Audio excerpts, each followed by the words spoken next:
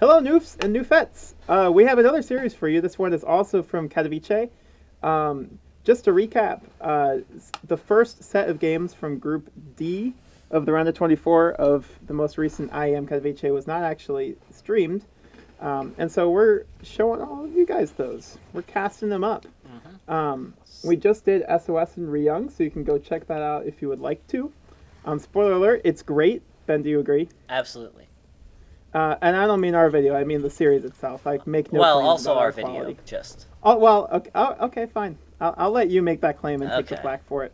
Well, we're a team, so I can make whatever claim I want and offload half the responsibility. That's fair. Let's see. What are we doing? We are doing a series between the blue Zerg in the bottom left, hailing from Poland. His name is Elazer, and he is playing against the red German Terran in the upper right, HeRoMaRinE, who I learned just before this is actually only 20 years old. Very young guy. Very young. So do you think there's a guy sitting in the little control room there? Just looking out? Of what, the command center? Of the command center, yeah. There must. Make more sense if it was turned around the other way so we could see the mining going on. Instead, he's just going to stare at, empty gray space. Well, he's keeping a watch. I mean, I'm Yeah. sure it's like a small little city in there, right? Probably. They probably got like an indoor mall and tennis courts. And like 500 treadmill machines. But And probably 200 of them don't work. Yeah, exactly. No, 499 of them don't work. And probably a PC bang with everybody playing Yeah. League of Legends and Overwatch. Ooh.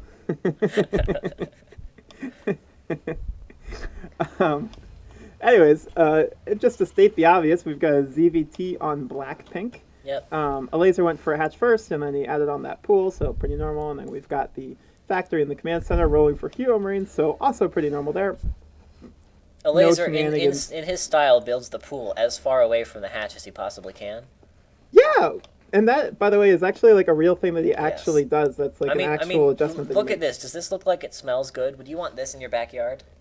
No, it's really a quality of See, the nice thing is if you go here and you just zoom in, then you can pretend that you don't have a spawning pool, but you can still build zerglings. Although I bet that Ben, fragrance is mostly about associations and memories. Not fragrance, but your the quality of the fragrance to you is mostly about your memories associated with it. And so maybe for the Zerg, the spawning pool means domination. Oh, maybe. Or ling drops. Which would be very exciting for them. Yes. So maybe they actually do like the spawning pool. Maybe. But maybe Elazer accidentally joined an HOA, and they said that you can't have any spawning pools within 50 feet of your hatchery. So he's he's just bound to always build it over here, even though it's kind of inconvenient. And if any drops come in, they can just kill it immediately. But he doesn't want to get into the legal fight, trying to repeal the bylaws. What is the actual reason for that? I guess if there's Hellions, you can build a spine and get some nice Sim City there. What would you be Why would the Hellions be over there? I don't know, Ben. I'm theory crafting. The creep I'm a tumor goes Protoss. down. That's pretty good. Always nice to shut down those creep tumors and delay the early creep spread, because if there's any sort of aggression coming out early on with these Hellions or like Hellbats maybe, the creep spread is one of the most important things. That's actually one of the, I think, biggest innovations or changes that's been happening to Zerg plays. Zergs have just gotten better and better and better at spreading this creep, and creep is now an integral part of a lot of Zerg defense. It gives you that vision, it gives you the speed, and we do see that Hellbat coming down, or Hellbat Den coming down, also known as an armory.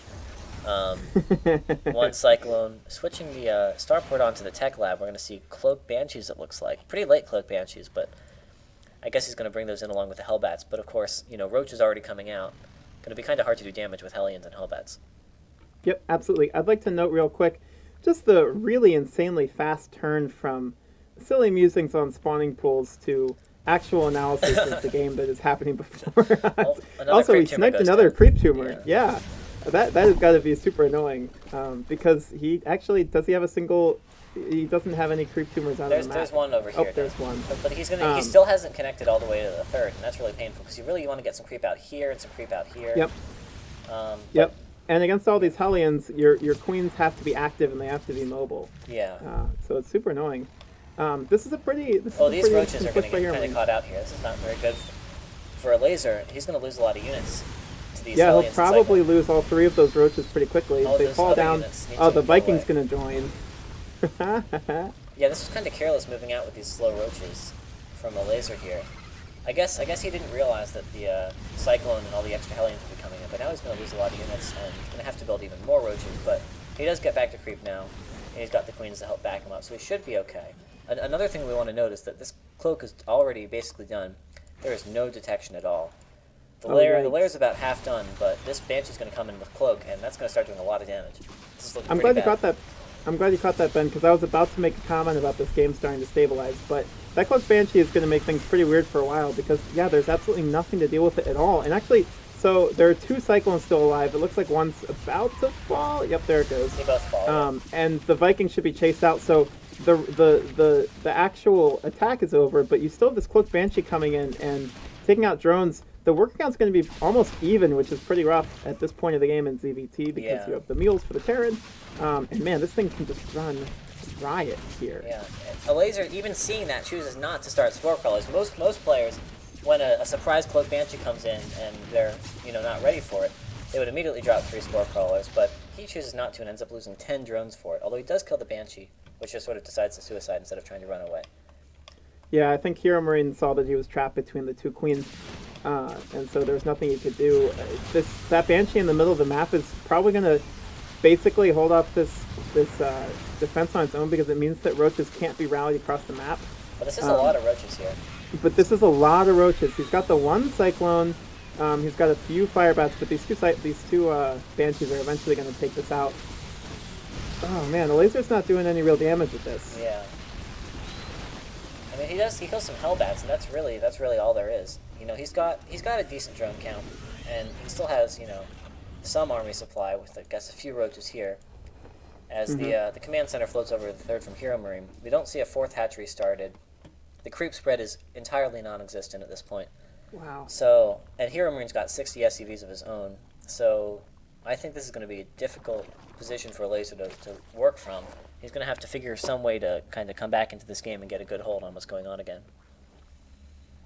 Yeah, he's going to have to secure a 4th pretty soon, right? I mean, I guess he's only at 67 drones, so it's not as important as it will be. But you can't really go beyond 67 drones until you get the 4th, so he's going to be kind of stuck here until he can get that 4th base up. Yeah. Oh, those queens going the wrong way. These 2 Banshees are going to come in, but they'll be found by the queens. Yeah. Still annoying. And they might be able to catch this drone and delay the 4th a little bit, which every little second counts. Actually, looks like the drone. Oh, they are going to. Every second counts. Elazer's going to have to sit. Oh, man, he's losing roaches out in the middle of the map now. These Banshees have been worth a lot. That first one killed, 10 drones? We see 5 kills and 2 kills. So I guess... Oh, that wasn't the one that died, though. Yeah, so 7 kills on these. Yeah. And there's actually a 3rd Banshee somewhere over here. So yeah, he's gotten a lot of kills. We see a pretty big difference in the resources lost. About 1,500 more for Elazer over HeRoMaRinE, which is kind of representative of all those roaches and drones and everything that have died and various things that have gone on so far this game. Yep, absolutely. So it looks like he's going to be, he being HeRoMaRinE, is getting those mech upgrades, pumping out 3 siege tanks at a time, grabbing some Cyclones and some Hellions along with that. He's building a 4th command center. Just by the 3rd, which is actually not going to finish that much later than the 4th by Elazer, which is pretty rough. HeRoMaRinE actually up in supply right now, which you do not expect to see at this point in the game. Yes, especially as mech. Yeah, especially as mech. Against actually even roaches and stuff. They're basically evening workers, which is pretty rough too. Yeah. What if you're Elazer? What is the avenue to victory here? What adjustment do you make? To try to grab a lead in this game. The path he's on right now is get the hive and start making vipers, and I think basically what you're going to have to hope for is to use the Roach Hydra Viper to get some really efficient trades off. Either with blinding clouds on tanks or with poles with the Viper abducts. But both of those sort of require you to have kind of an army advantage, because if there's too many tanks, you can't blinding cloud them all if they're properly spread out, and you can. If there's enough units, then you can try and pull, but you're going to just start losing Vipers, especially with the Vikings coming out. You can't just go in there and abduct things for free. So you more have to commit to the blinding clouds. But with this sort of a siege tank spread that we see over here, you wouldn't be able to commit in here very easily. And if he pushes out, probably he's going to spread them again. As we actually see Hellions go into the 4th base and get pretty shut down. But yeah, so I think we do see the Spire coming down. So it looks like he's also going to go for Broodlords.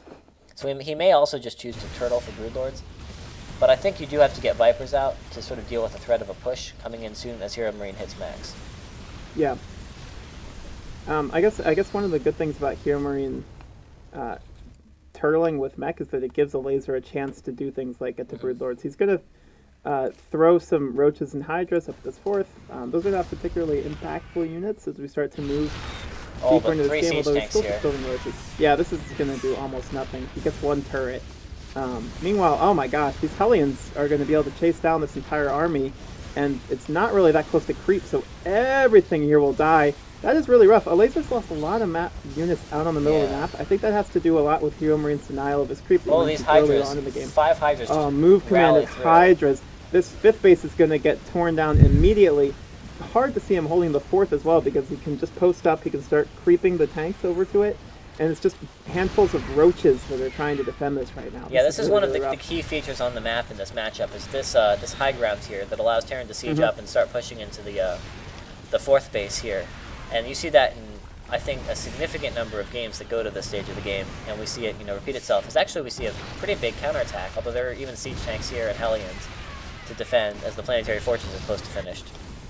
Yeah, this is one of those games where at this point, HeRoMaRinE has such an economic lead that he can kind of just park himself by Elazer's base, and suddenly the onus is on Elazer to take back this 4th.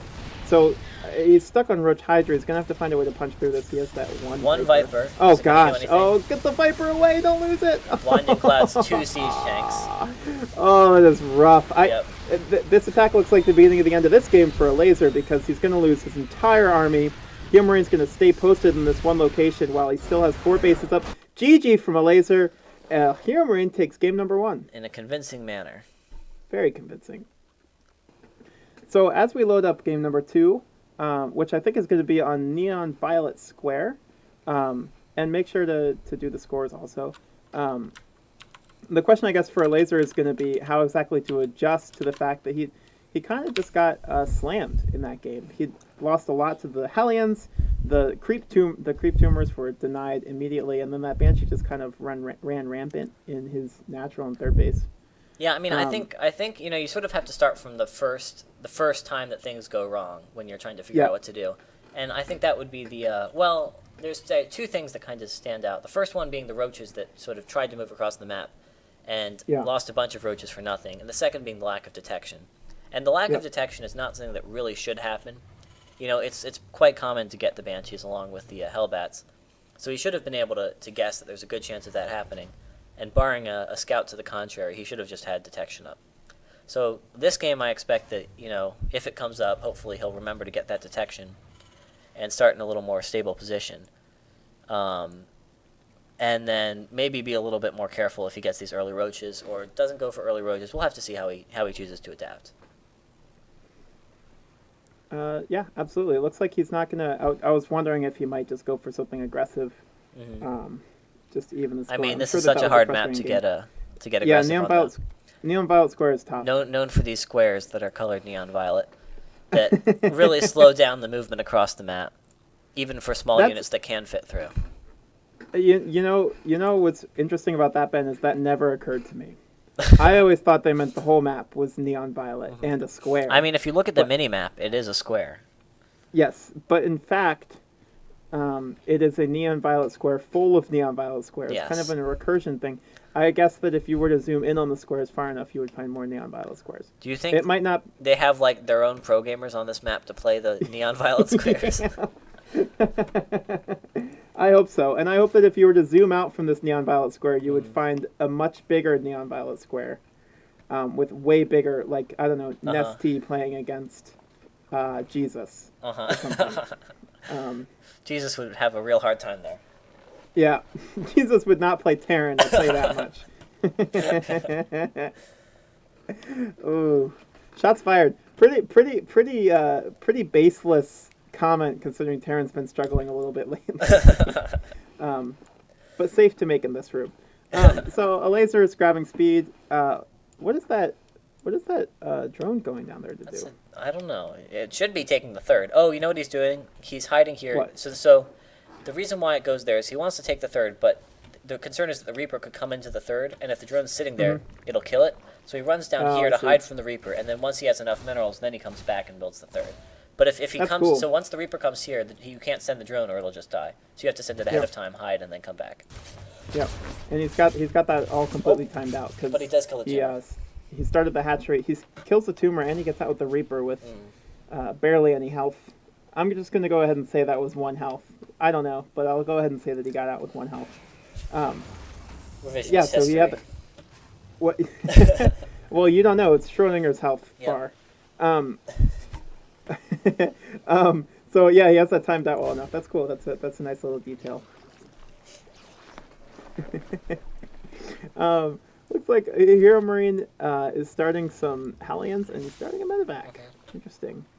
Elazer has, well, okay, I was about to say he has no scouting information, and then you panned over to the main base where he's getting all of the possible scouting information. Yeah, so we'll have to see if there's an armory coming down at some point, and we see some sort of Hellbat medevac push. Could be, looks pretty plausible. We do see the tech lab here, so that could either be for a bio upgrade or to move the medevac, or the starport rather, onto it, and kind of do the same thing as last time with those Banshees, which looks like what we may be seeing now. That looks like exactly what we're going to see. So, I wonder if we're actually going to see a drop into the main, maybe. I would expect a medevac drop, because he boosted with the medevac out to the middle of the map immediately. A Raven, actually. Oh, all right. Okay, this is interesting. So he's going to do this Hellion drop, I guess, into the main base. And there's going to be a side attack into the third. Looks like Elazer did scout that, so he's going to have units here. But he doesn't. Oh, he does. He even has 3 queens, so he should be able to defend this very easily. Yeah, and even the oh my gosh, these Hellions, pick them up. Okay. Yeah, even the attack on the third won't do much unless there are drones there, because it's not like you're ever gonna kill the third base with a Reaper and 2 Hellions. So that was pushed out pretty quickly, but HeRoMaRinE didn't lose much for it. He's starting a third base back at home. He's got the Raven done. Is that going to be for a push? Do you think, or is that going to be creep, killing creep? Okay.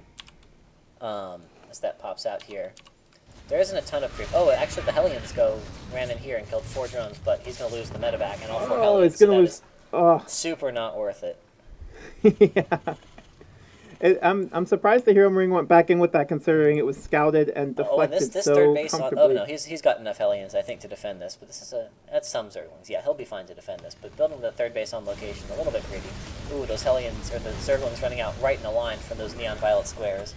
Mm-hmm. Clearly, Hellions counter neon violet squares. Yes, the fact that I think that part of the reason he went back in with the drop might have been to facilitate the on-location third. Yeah, just maybe. to keep some. By the way, look at his Overlord placement. Isn't this great? It's just line of Overlords to get total vision. Yeah, he's got it all. That's pretty cool. I like that. Yeah, he's got that entire entrance to his main. And this Overlord just sitting out here. He knows that there's not going to be any anti-air from HeRoMaRinE soon, barring like a Viking that could potentially come out. Although there is no Viking, and we should note, we see these 3 factories, so it is going to be mech. And in particular, this is going to be a double Thor drop build. We see the 2 Thors coming out from the factories, and 2 medevacs will start in the starport at some point. And those can be really it can be a really painful thing to deal with as Zerg, because those Thors are so powerful with their single target damage. Mm-hmm. And I think it's important to note also that it's really it's kind of a mind game for someone named HeRoMaRinE to go mech 2 games in a row. He does have 1 Marine. Yeah. I guess I'm assuming that is the HeRoMaRinE in the same way that there are neon violet squares inside neon violet square. Yes. It's interesting that he builds this Raven and just doesn't try and use it to knock back this creep, because this creep is starting to expand. And, the Hellions, especially down here, could really push back this creep with the help of that Raven. I wonder if he's going to actually fly that across the map with a double Thor drop, maybe, and try and, I don't know, do something. I'm not sure exactly. He could also try to pull units back into the main with the Thor drop, and then bring Hellions and the Raven at the same time to clear out creep. Let's see. So there are some roaches now to help push these back. Here are the Thors. The Raven's still just sitting here doing nothing. It seems really, because one of the guiding principles in Starcraft is you always want your units to be doing something. You never want to have valuable units just sitting around and doing nothing. And what is that Raven Yeah. doing for HeRoMaRinE? He built it so long ago, and it's done nothing for him. He could have just, built a Banshee or just accelerated his build. But now we see the Hellions and the Thors coming into the third, and there's not anything here to defend. This is going to do a lot of damage. Yeah, where is the army for Elazer? Does he have anything? Okay, so he has some roaches that can come challenge us, but once you can start juggling the Thors, this is going to get pretty tricky. So he can just pick up and go back home after sacking basically those Hellions for some workers and some lings. And now he can start to kind of abuse the fact that he can go up and down terrain pretty easily. Finally, some Hydras out will help, put some damage onto those medevacs and force the Thors back. And those Zerglings, Thors are not good at killing Zerglings. With how much, they're not. How much damage they do. Oh, but these Thors need to, or the units need to shoot the Thors. Okay. That medevac a little bit low. So looks like coming out of all this, HeRoMaRinE again up on supply, with a pretty similar worker count. Really not. It's not looking like Elazer's getting into sort of the mid-game positions that you really want against Terran. And I don't know exactly why he's struggling in that regard. Just it seems like he's just not playing. Just sort of all around not playing up to the level that we know he can. Building one Infestor. What's this Infestor doing? Why is that there? Yeah, it's interesting because he's kind of just been left alone the entire game. Not a whole lot of units were forced. Until the Thor and Hellion dropped. With the regulations, though. Yeah, of course. Although interestingly, I guess the infestation pit is allowed there for some reason. Well, it looks, could be a nice neighbor. It does look like it smells terrible though. In a different way than the spawning pool, I guess, because there's no bile or anything. Anyways, back in the actual game, it looks like 4 Hellions are just being dumped over. They could have done something, but who cares? Okay, big push here with SCVs and everything. This is going to be scary. He's pulling some boys. This is going to hit right before the Broodlords come out, it looks like. You can see the Greater Spire, like 90% done, and the Corruptor's starting to come out. Oh, engagement starting. Yeah, so the Thors are actually on the front lines, which is not super great, but it means that the tanks can kind of just sit there and attack. He didn't have time to siege anything up, but now he can start making inroads on this creep. Finally, that Raven being used. Even if he pulls back and goes home right now, he's denied Elazer a lot of vision, but he's going to keep going. Finally, the Hellbats running out in front of the army. It looked like the Thors were actually distracted at the very beginning of that. 3 Corruptors basically dead weight. It's not really protected by anything. Yeah, the siege tanks are just getting absolutely ripped through. In fact, there's 5 now because 2 just joined. But this is a really close fight. I'm really not sure how to call this because there's 2 Broodlords that have joined. But those Thors, that long range, high damage, single target anti-air is actually really good against Broodlords. Yeah, and it looks like HeRoMaRinE is really pushing through. The Broodlord finally falls. There's one more, but it's only at half health, and 1 Broodlord by itself isn't really worth a whole lot.